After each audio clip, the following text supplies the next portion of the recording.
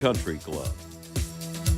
Welcome back. Inside Golf continues from Lulu, and our panel is back to talk about another golf topic, and that panel consists of Mike Brown. He's the president, First Tee of Philadelphia, just one of the many things that Brownie is associated with. Harry Mays, he's all things golf. Good to be here. And Ken Phillips, no stranger now to Teed Off, now in his second term as the president of GAP. Gentlemen, let's talk about golf and television, specifically TV ratings. A lot of talk recently about the decline and why it's happening and what's going to happen down the road with television ratings in the game. A lot of it, Brownie, has to do, I think, with star power, especially early in the season, where some of the names, and you recently were at a PGA Tour event in California, you had to look up who these guys are, right? And who was playing? I mean, when you go look, you're like, Xander Schauffele was supposed to play and he withdrew. And then the next big star they moved in to play with the big sponsors was Billy Horschel.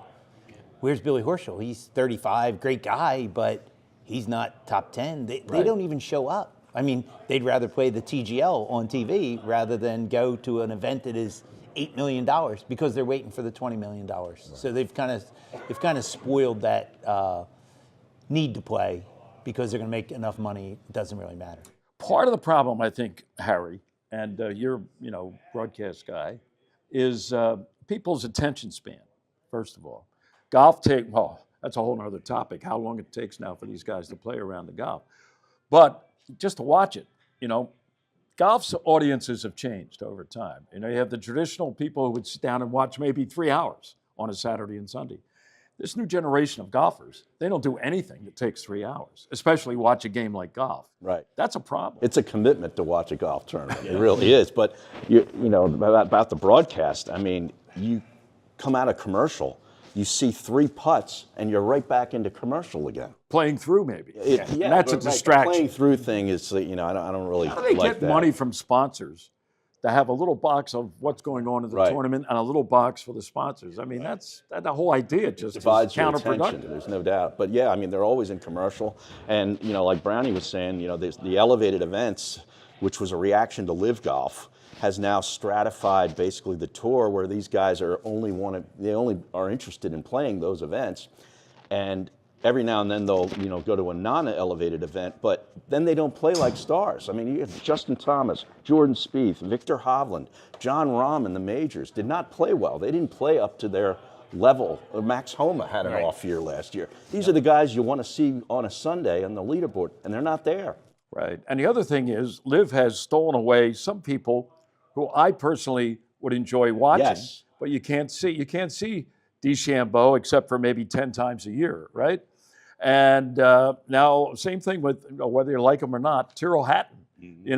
He's a lightning rod sometimes out there, but he's a top 10 player in the world. He's playing great golf, Ken, and you don't get to see him. Something's got to be done to bring Liv maybe 5 times a year. They got to get an agreement. They've lost some of this, quote, star power to the Liv people, right? Yeah, they have. I mean, Liv has changed the game here. Justin Thomas sent a letter last week, I think, to all the PGA players, if you guys saw that, saying, hey, we need to engage more. We need to show our face to the fans. We need to sign autographs. We need to interact with them because we're losing it.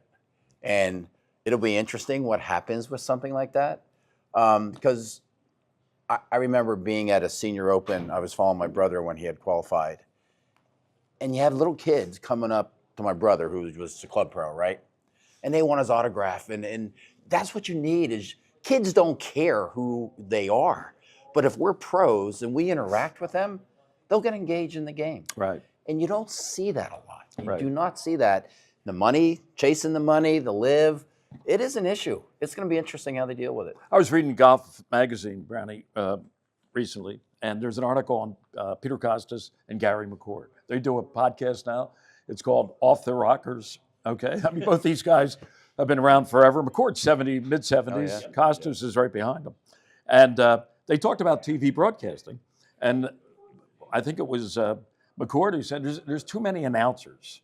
He said they need 3 guys. They don't need 3 people following out on the course and every tower, the last 4 holes has somebody.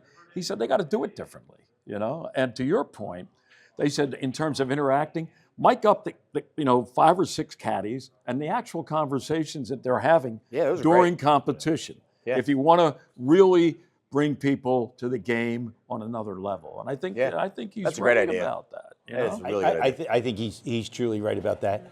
I also think they need to try and attract the different demographic. I believe that when Live started, they wanted to get the 18 to 40-year-old to watch them, and that's why they came up with these goofy names and all that kind of stuff.